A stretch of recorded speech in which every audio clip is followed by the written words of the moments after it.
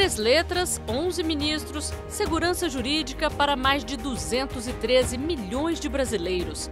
O STF, como é conhecido o Supremo Tribunal Federal, completou 130 anos na República.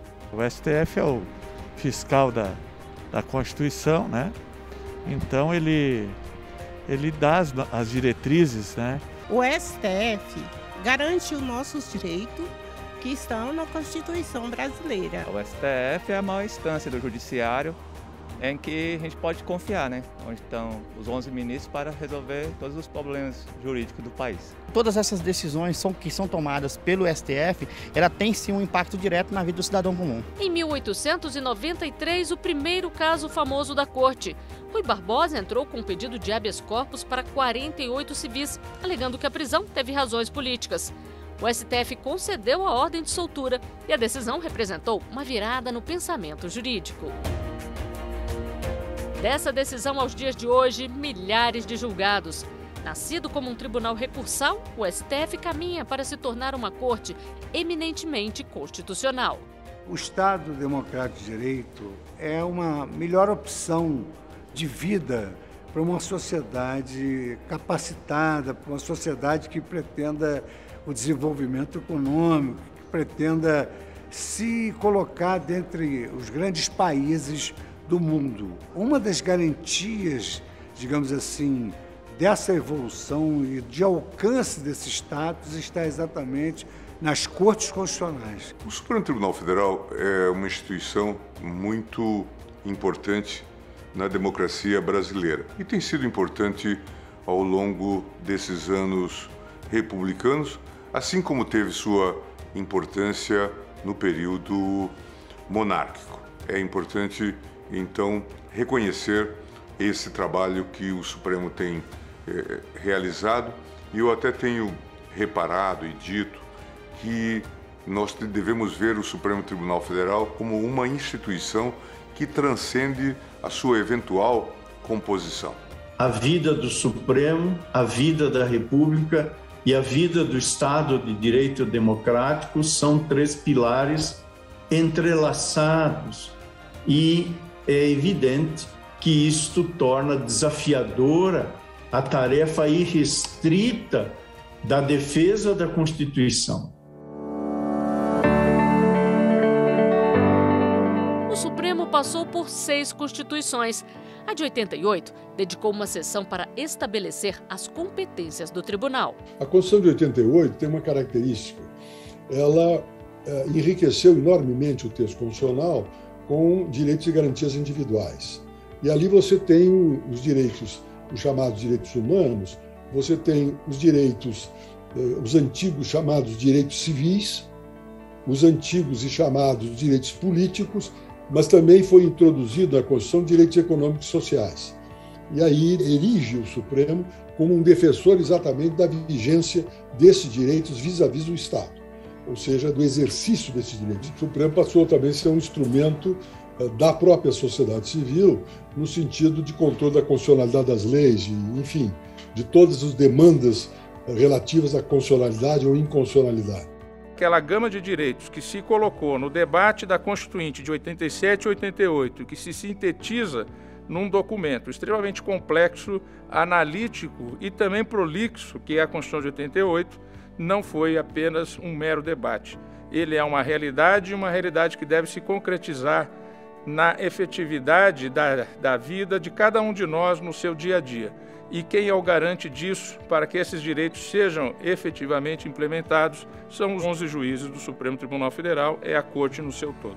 O Supremo Tribunal Federal, à luz da Constituição de 1988, que, digamos assim, elegeu o ser humano como centro de gravidade da ordem jurídica, elegeu a dignidade da pessoa humana como um dos pilares fundamentais da República, o Supremo Tribunal Federal se adaptou a esses novos tempos e tem plasmado decisões exemplares na defesa das denominadas minorias vulneráveis.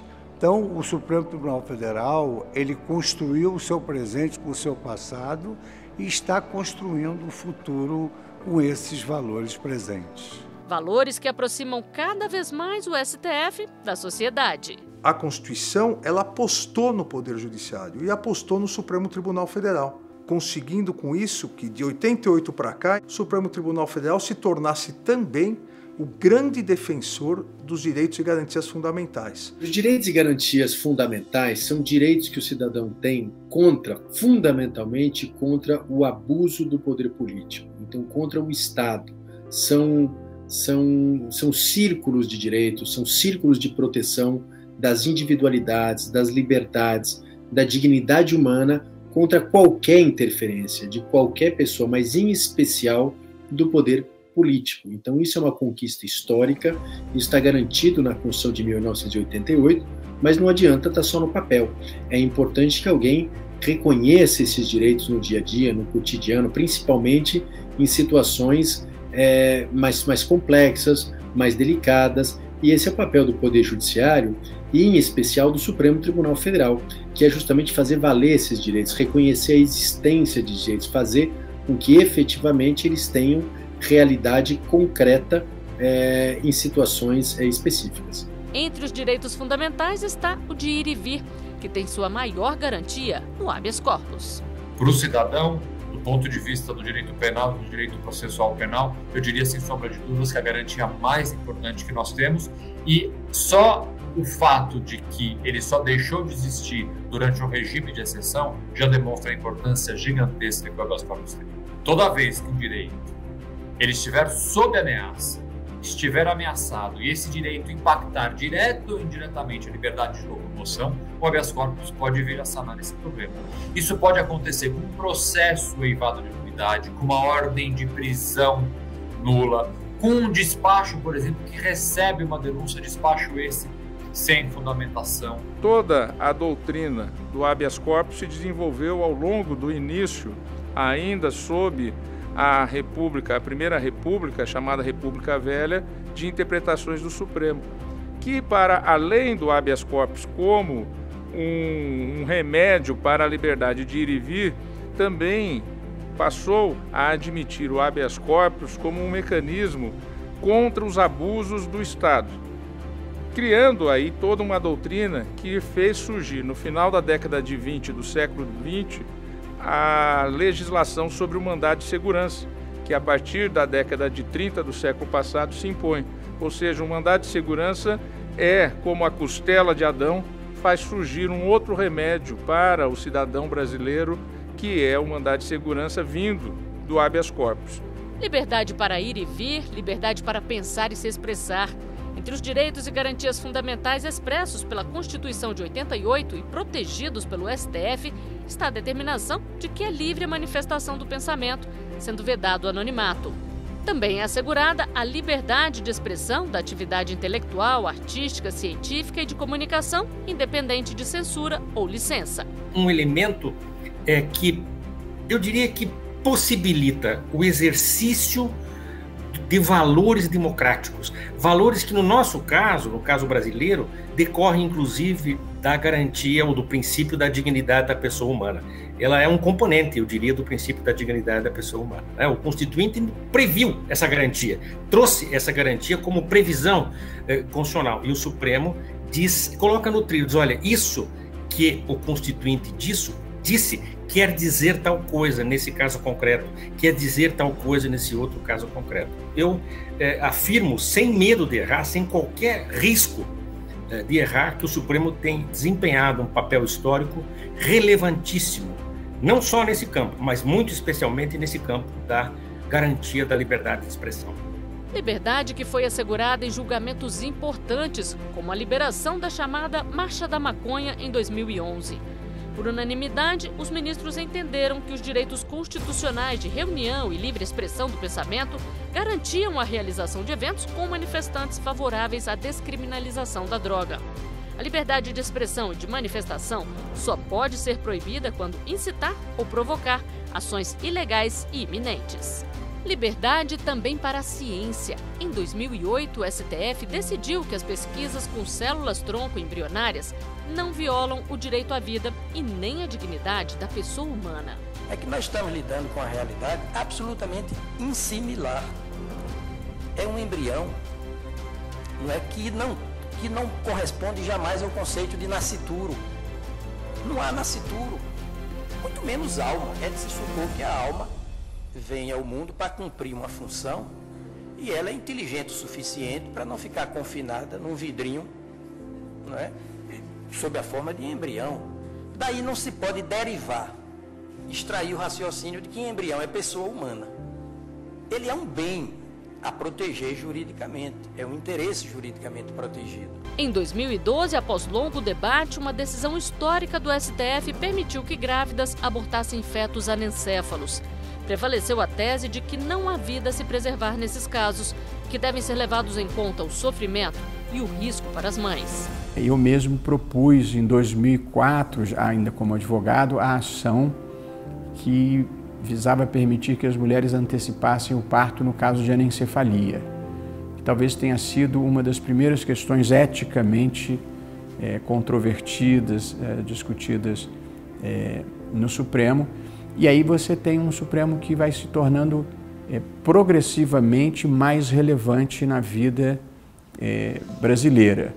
Um pouco porque ele aceita e desempenha bem o papel de proteção dos direitos fundamentais ao longo do tempo, de mulheres, depois em ações afirmativas, depois em defesa de pleitos da comunidade LGBTQI, AP+.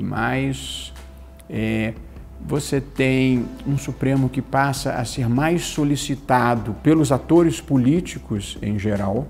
O que é pauta nas discussões da sociedade vira pauta no plenário do STF.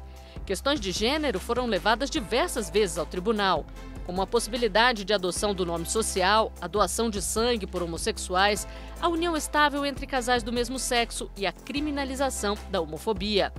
Decisões importantes que garantem dignidade a quem sofre com a discriminação. O Supremo reconheceu a união estável entre pessoas do mesmo sexo, em igualdade de condições com a união estável entre pessoas de sexos diferentes, ou de sexo diferente. E, com isso, o Supremo também combateu um sério preconceito, renitente preconceito, a homofobia. Hoje, o Supremo Tribunal Federal tem nos dado esse direito de uma forma unânime. E, que se diga de passagem, para nós isso é muito importante. Então, o Supremo Tribunal Federal tem sido aquele porto seguro para nós, que eles realmente não legislam, eles simplesmente interpretam as cláusulas pétreas da Constituição Federal, que diz que nós temos que viver numa república e que essa república não pode ter preconceito de qualquer natureza. E, nesse sentido, nós conseguimos tudo isso e eu sou muito feliz. Hoje eu me sinto um cidadão mais completo. A discussão sobre garantir mais oportunidades para quem sofre com a discriminação pela raça também chegou à corte. Em 2012, os ministros foram unânimes em afirmar a constitucionalidade do sistema de cotas raciais, na época usado para ingresso na Universidade de Brasília. Sistema que passou a ser adotado de forma geral e não apenas para possibilitar o acesso ao ensino superior, mas também para vagas em concursos públicos. O que se estabelece, a partir desse sistema, é a correção dessas desigualdades, uma vez que a população negra foi alijada de uma série de direitos pelo próprio país ter sido um dos últimos das Américas a abolir a escravidão e não ter garantido direitos à população negra. Então, o sistema de cotas ele é uma das formas de corrigir essas desigualdades. Essa validação do STF, sem dúvida nenhuma, uma vez que o STF é o guardião da nossa Constituição, e quando o STF julga pela constitucionalidade das cotas, então é com certeza um aval fundamental para que essas medidas sejam legitimadas no nosso país. Os jovens negros e negras desse país passaram a sonhar. Eles já conseguem se ver dentro da universidade. Conhece um amigo, conhece um primo, é um vizinho da rua. Então, depois de 2012, que consolida a política, isso tornou possível a mudança de vida, a ascensão da população negra como um todo e de sonhar. Quem perdeu essa capacidade de sonhar, e achava que ali você nunca chegaria num curso de prestígio, numa universidade de prestígio, teria uma formação que possibilitasse uma melhor inserção no mercado de trabalho. Então, isso mudou concretamente. A defesa do meio ambiente é um dos temas de maior relevância no debate público internacional. E o Supremo Tribunal Federal também foi demandado por diversas vezes a julgar ações que visam essa proteção. O Supremo Tribunal Federal também se abriu para novas formas de tratar as demandas da sociedade. Em temas que requerem um conhecimento específico, realiza audiências públicas. E também se vale dos amicus curiae para enriquecer o debate durante os julgamentos. O amicus curiae leva para o Poder Judiciário uma visão a respeito do impacto que a decisão que ele eventualmente tome vai ter na sociedade. É uma coisa muito natural, é uma coisa extremamente desejável, né? Já que o direito serve à sociedade e não ao contrário, né? E é interessante porque hoje também já está na própria lei, no direito positivo, na lei de introdução às normas do direito brasileiro, a necessidade de os juízes levarem em conta não só conceitos jurídicos abstratos quando eles decidem, mas também o impacto da decisão que ele vai tomar na vida real. Em 2007, o STF realizou sua primeira audiência pública no julgamento da constitucionalidade da Lei de Biossegurança, um importante mecanismo de participação social. Nesses 14 anos, foram mais de 30 audiências, onde pessoas e entidades que atuam diretamente com o tema a ser julgado puderam expressar opiniões e reflexões qualificadas. Nem todos têm conhecimento de tudo, né? Cada um trabalha no seu setor e às vezes chegam aos advogados, aos juristas, aos ministros, assuntos que não são aqueles assuntos corriqueiros, é um assunto diferente. Então ele precisa, obviamente, ouvir a opinião das pessoas, né, se apropriar de conhecimento adequado para poder fazer o seu bom julgamento. Então eu acho que essa é a grande importância do debate numa audiência pública. Além de maior diálogo com a sociedade, o STF também aprimorou a forma de lidar com os processos para garantir cada vez mais celeridade. Em 2006, adotou o processo eletrônico. Em 2007, julgamentos passaram a ser feitos também pelo plenário virtual. O sistema permite que sejam feitas sustentações orais e intervenções das partes. Todo o processo acontece pela internet e pode ser acompanhado em tempo real. No Brasil, nós temos o maior número de processos de qualquer corte do mundo. Então, o Supremo Tribunal Federal tem um desafio de priorizar exatamente o que é mais importante. Nós já estamos paulatinamente resolvendo esse problema com inúmeras sessões virtuais. Então, há essa diferenciação nas sessões presenciais, as questões que demandam um debate maior, e nas sessões virtuais, as questões que possibilitam um debate um pouco menor, porque são questões já onde há precedentes no Supremo Tribunal Federal, mas nós precisamos avançar no sentido de possibilitar que o Supremo Tribunal Federal se dedique só às grandes questões. As grandes questões relacionadas aos direitos fundamentais, relacionadas à República, ao equilíbrio entre os poderes e à própria democracia. Em 2018, o STF passou a usar a inteligência artificial para identificar casos de repercussão geral. O projeto, que recebeu o nome de Vitor, tem ajudado a otimizar o trabalho do tribunal. Ele é um eficiente assessor, né, que consegue fazer pesquisas nas nossas bases de dados e auxiliar os ministros nas suas deliberações. No momento pré-Vitor, uma análise de recurso extraordinário chegava a demorar cerca de 50 minutos, o robô Vitor consegue reduzir esse tempo para menos de 5 minutos. E para garantir a transparência nas decisões, o Supremo conta com a TV Justiça. Inaugurada em 2002, a TV é considerada um marco na história das cortes constitucionais, ao permitir que todos acompanhem as sessões plenárias em tempo real. O STF conta ainda com a Rádio Justiça e com as mídias sociais, YouTube, Instagram, Twitter e Facebook. Canais que ajudam não só a divulgar conteúdos do judiciário, mas também a ter um retorno do que a sociedade pensa e quer. É um papel importante que o judiciário cumpre ao tentar se aproximar da população. E eu acho que essas redes sociais aproximam muito.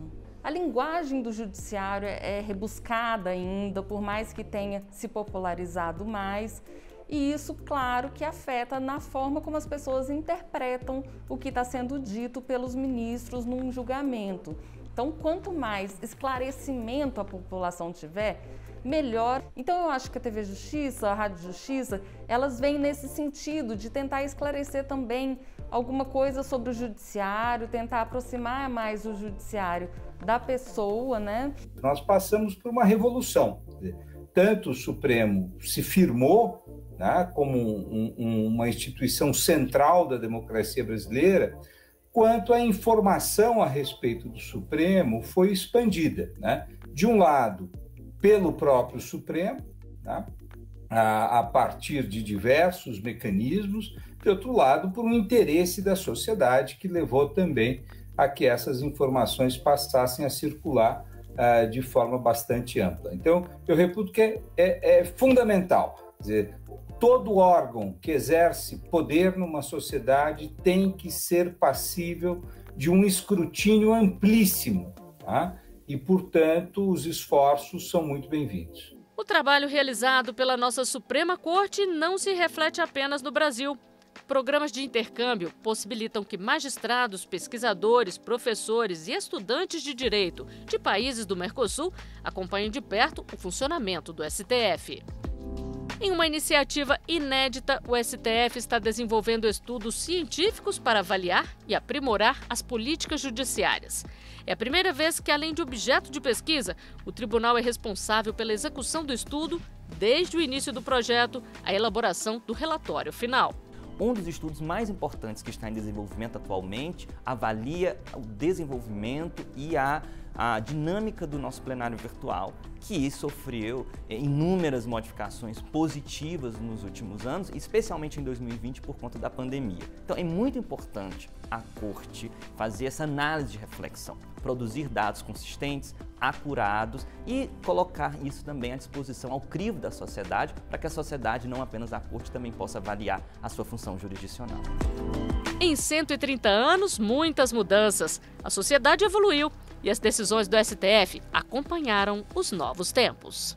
Não tenho nenhuma dúvida que o Supremo cumpre e bem os dois grandes papéis para os quais ele é destinado, que são os papéis de proteger os direitos fundamentais e de proteger as regras da democracia. E acho que o Supremo foi protagonista, ou pelo menos um ator importante, na ascensão de direitos das mulheres, nas ações afirmativas para pessoas negras, nas demarcações de terras indígenas. Embora fossem decisões de autocontenção, o Supremo não interferiu, no geral, para dificultar. Acho que no reconhecimento de direitos da comunidade LGBTQIAP+,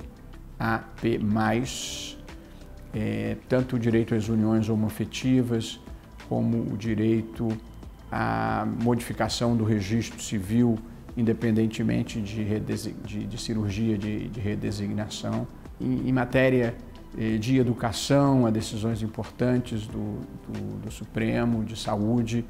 Acho que em matéria de direitos fundamentais, o Tribunal tem um saldo extremamente positivo. É fácil perceber que os desafios do Supremo de 2021 são muito distintos do começo da República, quer seja da velha, quer seja da nova República, mas são substancialmente aqueles vincados pela defesa da Constituição, pela guarda da Constituição e pela vigília da legalidade democrática.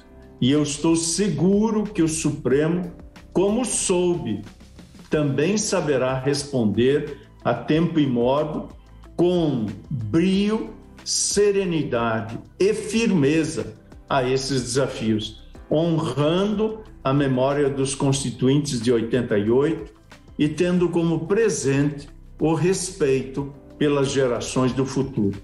Ele tem a última palavra quanto aos destinos da nação. Ele, pelo próprio corpo da lei das leis do país, que é a Constituição Federal, ele é o principal guarda, já que outros órgãos do Judiciário também exercem o controle de constitucionalidade no campo difuso, né? Então a importância do Supremo é muito grande. Ele não pode faltar à nacionalidade. O compromisso maior do Supremo não é com o momento vivenciado, é com a ordem jurídica, com a supremacia das leis, que é a Constituição Federal, e que precisa ser um pouco mais amada pelos brasileiros, principalmente pelos homens públicos. Isso é signo, símbolo, vivo, expressão eloquente de civilização avançada, de regime democrático. É preciso respeitar o Supremo, prestigiar o Supremo, acompanhar de perto as atividades do Supremo, exigir qualificação técnica do Supremo. Equidistância absoluta das partes, dos interessados no processo. E o Supremo, em linhas gerais, no seu atacado normativo, tem sido primoroso, digno de toda a nossa homenagem, de toda a nossa reverência. O Supremo Tribunal Federal sempre pôde, através das suas decisões, das lições de independência olímpica, lições de coragem dos seus magistrados e, acima de tudo, defender sempre as minorias vulneráveis. E nesse curso da história, hoje nós vivemos momentos diversos, porque a partir de 88 nós temos uma Constituição que traz valores morais condizentes com a nova época em que vivemos. E a verdade é que o Supremo Tribunal Federal hoje é instado a decidir esses valores morais e que também ainda há um desacordo moral na sociedade. Então é muito importante o papel do Supremo nessa orientação da sociedade em relação a essas minorias e a esses novos valores preconizados pela Constituição Cidadã de 88.